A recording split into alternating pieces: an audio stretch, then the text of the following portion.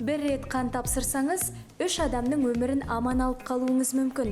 Осылайша, өлім аузында қалған адамға өмір сыйлайсыз. Десе де, донор болудың да өз ережесі бар. Донорға қандай талап қойылады? Қан тапсырудың пайдасы бар ма? Бүгін осы сауалдарға жауап іздейміз. Күніне 100-150 адамдай келіп кетеді. Біз дүйсенбіден сенбіге шейін істейміз.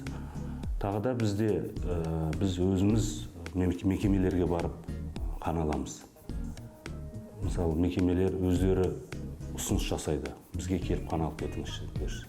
Екінші, бізде жоспар бар әскери госпитальмен, осы Алматы қаласындағы әскери госпитальмен бірнеше мекемелермен жылына жоспар жасап, сон аптасына 1 рет, 2 рет барып 100 адам солдаттардан қан алып тұрамыз.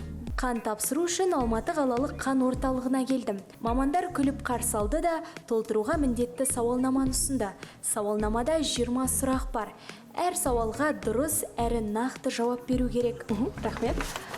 Донорға арналған арнайы сауалнаманы толтырып, тіркеуден өттім. Енді қан тобымды анықтау үшін қан тапсыруға барамын. Донордың кезегі келсе, экранда қан тапсырушының аты жөні мен суреті көрсетіледі. Қазір қан тапсырамын, қобалжып тұрмын. Қазір сізде венаңыз тонкий, бізге қазір ол келмейді негізінде, потому что сіз донор ретінде қан тапсырған кезде 450 мл қан тапсырып до конца алу үшін сізде вена жақсы болу керек, чтобы сіздің венаңыз жарылып кетпейтіндей болу керек. Қазір сізді келесі отделенияның старший медсестрасына шақырып келем, венаңыз қарайды, егер де донор ретінде қан тапсыратын болсаңыз, сосын көреді, өзі сізге айтады. Қан тапсыруға арнайы дайындықпен келу керек. Бәлкім қорыққандықтан болар, тамырымнан сараптамаға қажетті қан мөлшері шықпады. Десе де, донор боламын деген жандар үшін ретін түсіндіруді жөн көрдік. Гемоглобин мөлшері 120-дан төмен болмаған жағдайда анализ тапсырасыз. Қан тобын анықтаған соң терапевтің қабылдауына барасыз. Қан қысымы, салмақ пен бойды өлшеген соң дәрігер шешім шығарады. Тапсырып болған соң, адам ол қан мекемеге кетіп қалмайды. Ол зерттелінеді бізде. ИФА, ПЦР зерттеумен, двухэтапный скрининг дейміз оны. Оны зерттеп болған соң, теріс нәтиже алған соң, адамның қан құрамы сау деген соң, біз тек қана содан кейін оған 1-2 күндей кетеді. Мамандар алынған қанды трансфузиялық жұқпалар зертханасына жібереді. Зертхана толықтай заманауи үлгіде жабдықталған. Бұл жерде қанды озық үлгідегі ИФА, ПЦР аппараттары 2 түрлі әдіспен тексереді. Содан соң инфекциясы жоқ таза қандар ауруханаға жіберіледі.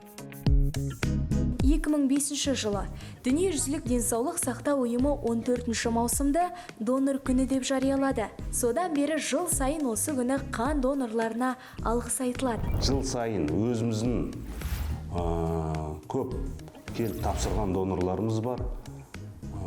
Тұрақты дейді, постоянный.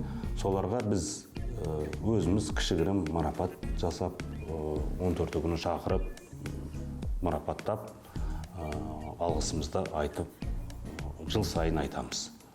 Биылда ондай дәстүр болады. Қан тапсыру өзгеге ғана емес өзіңізге де пайдалы. Мамандардың айтуынша, тұрақты түрде донор болатын адамның қан жүйесі жаңарып, миокард инфарктісіне шалдығу қаупі 30%-ға төмендейді. Сондай-ақ бауыр ауруларының алдын аласыз. Ең бастысы, жақсылық жасағаныңыз үшін өзіңізді бақытты сезінесіз. Ал донорлық қан болмаса, қан ауруына, онкологиялық дертке шалдыққан науқастардың өмірін арашалап қалу мүмкін емес. Сондықтан, сан мыңдаған адамның аурудан айығуына себепші болыңыз.